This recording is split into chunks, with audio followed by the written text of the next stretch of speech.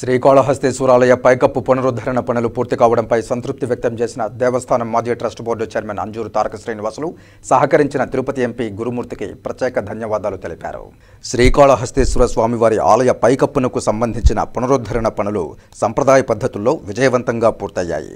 60,000 చదరపు అడుగుల విస్తీర్ణంలో ఈ పునరుద్ధరణ పనులను చేపట్టారు. ఈ సందర్భంగా ఆలయ ట్రస్ట్ బోర్డు మాజీ చైర్మన్ అంజూరు తారక శ్రీనివాసులు మాట్లాడుతూ వర్షపు నీటి లీకేజీని నివారించేందుకు ప్రాచీన పర్యావరణహిత పద్ధతుల్లో పనులను చేపట్టారని, తిరుపతి ఎంపీ మద్దెల గురుమూర్తి విజ్ఞప్తి మేరకు Pune Venkateswara hatcheries private limited అధినేత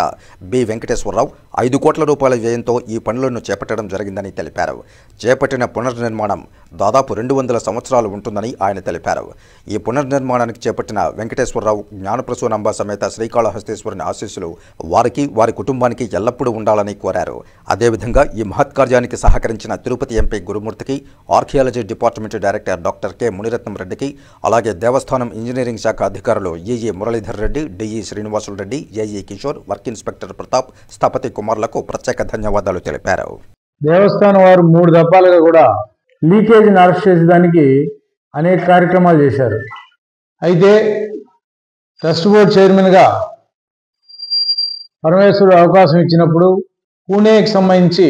వెంకటేశ్వర హ్యాచరీస్ అంటే వెంకాప్ చికెన్స్కి సంబంధించిన వారు దర్శనానికి రావడం, అప్పుడు వారిని రిక్వెస్ట్ చేశాం, పురాతనమైన దేవాలయాలన్నింటినీ కూడా ఎక్కడైతే లీకేజ్ ఉన్నాయో మధుర, అదేవిధంగా అక్కడున్న పెద్ద పెద్ద దేవాలయాలకే వాళ్ళ సొంత నిధులతోనే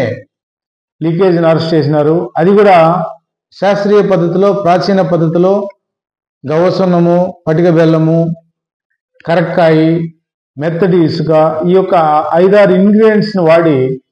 పురాతనమైన సిస్టంలో వాళ్ళు చేస్తున్నారని చెప్పి విని వాళ్ళని రిక్వెస్ట్ చేస్తే అప్పుడు వారితో పాటు మునిరత్నం రెడ్డి గారిని ఆర్కాలజీ డిపార్ట్మెంట్కి సంబంధించిన వ్యక్తి రావడం, మన ఎంపీ గారికి ఆయనకి మంచి సంబంధాలు ఉండడం, వీటన్నిటినీ కూడా క్రోడీకరించుకొని వాళ్ళకి రిక్వెస్ట్ లెటర్ ఇవ్వడం, వాళ్ళు వెంటనే వారి యొక్క సొంత సిబ్బందిని, ఇంజనీర్సు, అదేవిధంగా స్థపతులు, ఆ యొక్క టెక్నాలజీకి సంబంధించిన వాళ్ళందరూ కూడా వచ్చి 4-5 విజిట్లు చేసి ఇక్కడ ఉన్న శాంపిల్స్ని కూడా తీసుకొని ర్యాండమ్గా శాంపిల్స్లో ఏదైతే వాడున్నారో ఎక్కడి వరకు దాన్ని తీసేసి మనం వేయాలా అనేదాన్ని కూడా తీసుకుంటే అప్పుడు ఎండోమెంట్ కమిషనర్ గారి దగ్గర నుంచి కూడా పర్మిషన్ తీసుకొచ్చి 60,000 చదరపు అడుగుల్లో ఈరోజు శాస్త్రీయ పద్ధతుల్లో, పురాతనమైన పద్ధతుల్లో లీకేజీ అరెస్టుకు సంబంధించిన కార్యక్రమం అంతా కూడా పూర్తయిన నిన్నటికి